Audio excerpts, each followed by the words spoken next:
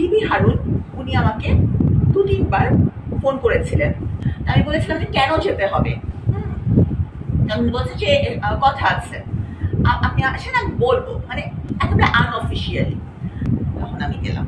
তারপরে হচ্ছে যে আমাকে একটা ১.৫ ঘন্টা একটা রুমের মধ্যে, যখন এই করোনার মামলাটা হলো সেই মামলায় কিন্তু এজাহারে আমার কোনো নাম উল্লেখ ছিল না এবং আমি এটার সাথে সম্পৃক্তও ছিলাম না।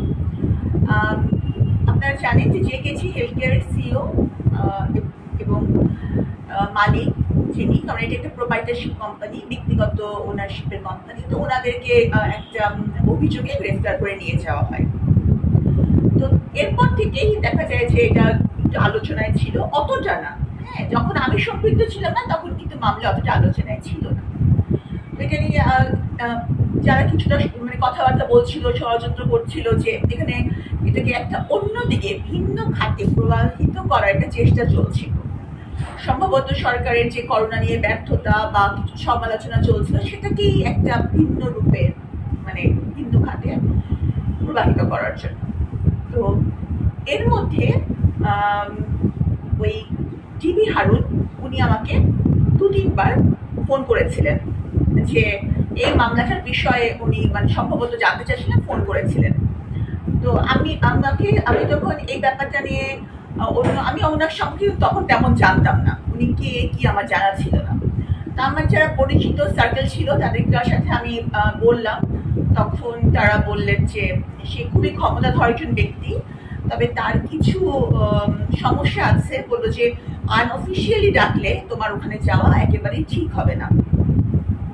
তো তখন আমি ওনাকে রেসপন্স করিনি, তো আমি এড়িয়ে গেছি, আমি কোনো মানে আর ফোন পিকও করিনি এবং হচ্ছে যে আর কিছু এটার সাথে মানে একেবারেই ওনার ফোন মানে আর রেসপন্স করিনি। হ্যাঁ, ২-৩ বার উনি আমাকে যেতে বলেছিল। আমি বলেছিলাম যে কেন যেতে হবে। আমি বলছি যে কথা আছে, আপনি আসেন আমি বলবো, মানে একেবারে আনঅফিসিয়ালি যাই না। তো পরবর্তীতে যখন উনি আমাকে আমি হসপিটালে কর্মরত ছিলাম, তো তখন ওই সময়ও সামনে গণমাধ্যম কর্মী ছিলেন, তো তখন তারা আমাকে বললেন এবং এই সময় মানে ওই যেদিন আমাকে গ্রেফতার দেখানো হলো ওই দিন কিন্তু উনি নিজে ফোন করেননি, সম্ভবত ওনার নিচের পদস্থ একজনকে দিয়ে উনি ফোন করিয়েছিলেন, বললো যে আপনাকে ডিসি হারুনের স্যারের অফিসে আসতে হবে, এটা উনি বললেন আমাকে। তো তখন আমি স্বভাবতই ভাবলাম যে ঠিক আছে, তাহলে আমার তো যাওয়া লাগবে, তখন আমি গেলাম। একটু জানতে চাই যে এই প্রসঙ্গ ধরেই যখন আপনি গেলেন তখন কি আপনাকে এই ধরনের কোনো কথা বলছিল যে আমি আপনাকে এতবার ফোন করলাম বা আসেননি কেন, এই ধরনের কোনো জিজ্ঞাসা? না, তখন উনি এই প্রসঙ্গে কোনো কিছু উল্লেখই করেননি, তখন তো সামনে অনেকজন ছিলেন, তখন উনি এই প্রসঙ্গে বিন্দুমাত্র কিছু উল্লেখ করেননি। তারপরে হচ্ছে যে আমাকে একটা ১.৫ ঘন্টা একটা রুমের মধ্যে বসিয়ে রাখা হয়, একটা টিভি ছিল, আর তো কোনো জিজ্ঞাসাবাদ এই সময়টুকুর মধ্যে আমাকে করা হয়নি। পরবর্তীতে সবাই যখন আসলো আমাকে উনি ২টা কোয়েশ্চেন করেছিলেন, একটা হচ্ছে আপনি কোন মেডিকেল কলেজ এবং আপনি কততম বিসিএস।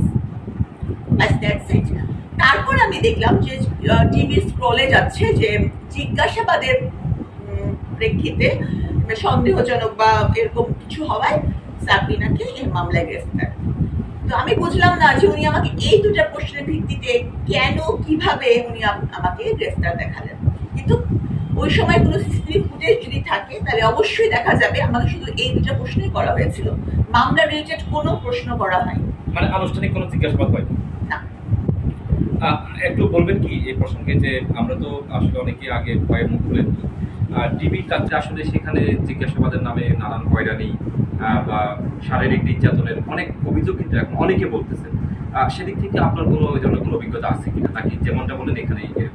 আমার তো এখন যখন আমি যে এই মানে প্রেক্ষাপট চেঞ্জ হয়ে গেছে দেখে কথাগুলো বলছি তা কিন্তু না।